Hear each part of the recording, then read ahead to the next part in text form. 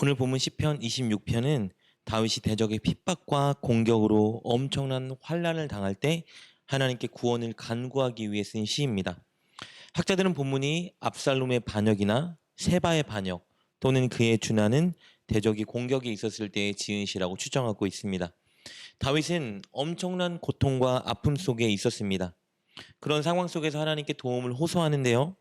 그의 기도 중에 인상적인 고백이 있습니다. 그것은 하나님을 사랑한다는 고백입니다. 8절 말씀입니다.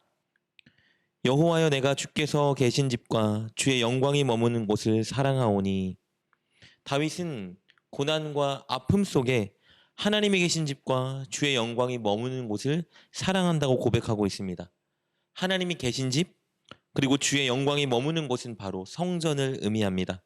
성전은 눈에 보이지 않는 하나님께서 임재하시고 당신의 백성들을 만나주시는 가시적인 약속의 장소입니다. 왜 이곳을 사랑한다 말할까요? 이곳에 하나님이 임재하시기 때문입니다.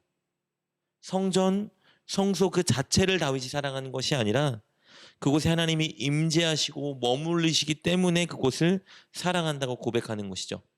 그렇다면 성전을 사랑한다는 고백은 하나님을 사랑한다는 고백의 다른 표현인 것입니다. 다윗은 하나님을 사랑했습니다. 그렇다면 하나님을 사랑하는 자는 어떤 모습으로 살아갈까?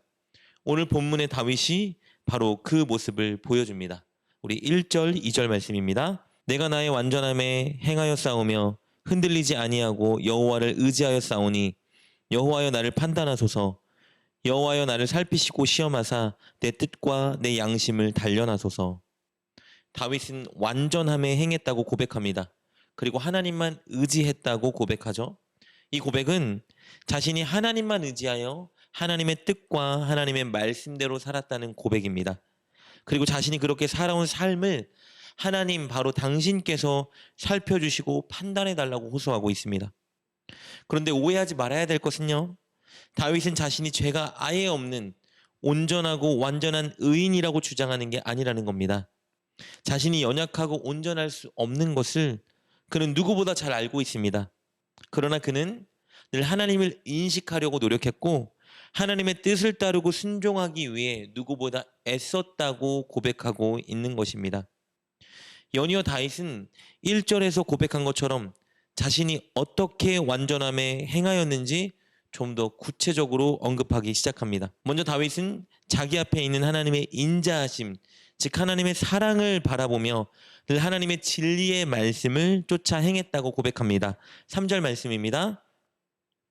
주의 인자하심이 내 목전에 있나이다. 내가 주의 진리 중에 행하여. 이렇게 하나님의 진리의 말씀을 자기 목전에 두고 그 진리를 행하고 따랐기 때문에 그는 악인들이 하는 어떤 일을 따라가지도 동참하지도 쳐다보지도 않을 수 있었던 겁니다. 4절 5절 말씀입니다. 허망한 사람과 같이 앉지 아니하여 싸우니 간사한 자와 동행하지도 아니하리이다. 내가 행악자의 집회를 미워하오니 악한 자와 같이 앉지 아니하리이다.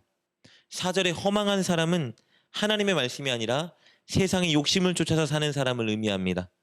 그리고 간사한 사람은 자신의 사악한 마음을 감추고 위선을 일삼는 사람을 말하죠.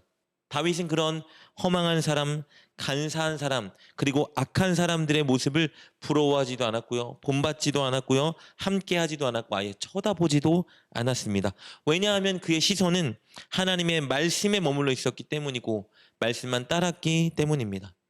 게다가 다윗은 늘 혹여나 범죄한 일이 있지는 않을까 하여 회개에 힘쓰고 하나님을 예배하기에 힘썼습니다. 우리 6절 7절 말씀입니다. 여호와여, 내가 무죄함으로 손을 씻고 주의 제단에 두루 다니며 감사의 소리를 들려주고 주의 기이한 모든 일을 말하리이다. 6절에서 이렇게 말하죠. 손을 씻고 주의 제단에 두루 다닌다. 여러분, 이 행위는요, 제사장들의 모습을 연상시킵니다. 제사장은 하나님께 제사를 드리기에 앞서 손을 씻는 정결례를 행했고요. 제사를 집행하기 위해서 제단 주변을 두루 다녔습니다. 다윗이 자신의 모습이 이렇다고 말하는 것은요, 자신이 마치 제사장들이 제사를 드릴 때의 모습처럼 하나님을 인식하고 자기 죄를 늘 씻고 하나님을 예배하고 있었다는 것을 호소하고 있는 것입니다. 다윗은 이렇게 의롭게 살려고 노력하는 거예요. 그리고 그는 7절에서 고백한 것처럼 하나님을 향한 감사와 하나님의 놀라운 은혜를 세상에 널리 전파하겠다고 서원하고 있습니다. 이런 다윗의 모습은 지난 날에만 국한된 것이 아니라 앞으로도 계속 이렇게 살아갈 것을 또 하나님께 서원합니다. 11절 말씀입니다. 나는 나의 완전함에 행하오리니 나를 속량하시고 내게 은혜를 베푸소서. 나는 나의 완전함에 행하겠다고 고백합니다. 이렇게 다윗이 늘 하나님만 의지하고 하나님 말씀만 쫓아 온전하게 살 수 있었던 이유, 앞으로도 그렇게만 살아가겠다고 결단한 그 비결 무엇일까요? 하나님을 향한 감사와 하나님의 놀라운 은혜를 세상에게 전하겠다고 고백한 그 이유는, 비결은 무엇일까요? 그것은 하나님을 사랑하기 때문입니다. 다윗의 이 모든 행위와 결단의 근원은 하나님을 향한 사랑이었습니다.